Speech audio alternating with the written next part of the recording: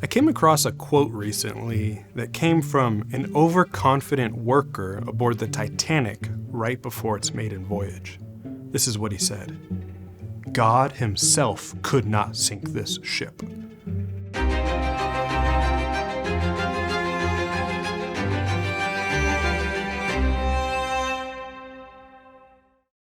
Promotional ads for the new Titanic boasted that it was unsinkable and indestructible. And around this time, technological and engineering advancements had bred an immense sense of joy and pride throughout the whole Western world. Even now, think about the world's response to the most sophisticated and exciting human achievements that we see come out every day.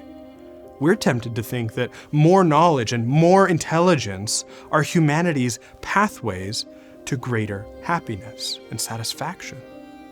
But especially in light of the example of the sinking of the Titanic despite its state-of-the-art engineering, we should know that there is a sad irony in human knowledge. We see this clearly in Ecclesiastes 1:18, where Solomon shows us the foolishness of thinking that we could somehow find satisfaction from gaining mere knowledge. He says, "In much wisdom, there is much grief, and increasing knowledge results in increasing pain." In other words, there's a positive correlation between knowledge and grief. The more earthly wisdom we get, the more human knowledge we acquire, the more grief and pain become likely experiences for us. We know this intuitively, of course. This is why we see more and more full-grown adults trying to stay at the maturity level of children. We're hesitant to grow up and obtain more wisdom and more knowledge because we know it'll only bring us more responsibility and frustration. Adulting is hard, haven't you heard? Just take a glance at the trending hashtags of whichever app you're watching this video on. You'll see full-grown adults foolishly holding on to childish interests and fantasies. But there are two ends to the spectrum here. There are those who don't want more knowledge and understanding because they know it'll force them into more complicated circumstances and even maybe more struggle and trials in life. But there are also those who can't get enough knowledge.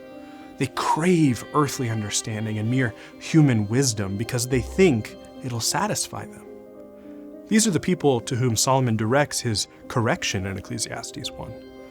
These are the ivory tower academics, the cutting-edge scientists, the arrogant cultural analysts with viral sound bites all over YouTube. For them, the search for ultimate fulfillment is wrapped up in their search for ultimate knowledge.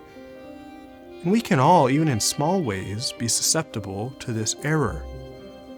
Even in subtle ways, we think that the more we know, the more will be fulfilled. Solomon's telling us from firsthand experience that if we seek to find lasting happiness in simply building a wealth of human knowledge and intelligence, we will be sorely disappointed. Instead, Solomon encourages us to seek ultimate satisfaction from God himself by fearing him, by submitting to him, by realizing the foolishness of our wisdom and living our lives in accordance with truth. Solomon says, "The end of the matter," at the end of the book, summarizing all of his thoughts on the subject, all that has been heard. Fear God and keep his commandments, because this is the end of the matter for all mankind. For God will bring every work to judgment, everything which is hidden, whether it is good or evil. Lasting satisfaction can only be found in a lasting source. True happiness, true joy is found only in the fear of God, not in earthbound wits and human knowledge. And this isn't to say that wisdom and knowledge have no value to us. Of course they do. You know, we made better ships after the Titanic sank. We continue to develop helpful technologies even today, but we've got to remember the sobering reminder from Solomon. In much wisdom, there is much grief, and increasing knowledge results in increasing pain. If you'd rather have a greater intellect instead of a greater fear of God, friend, you're doomed to die in your delusion. Please submit to the Word of God. Listen to what Solomon here has to say for your life.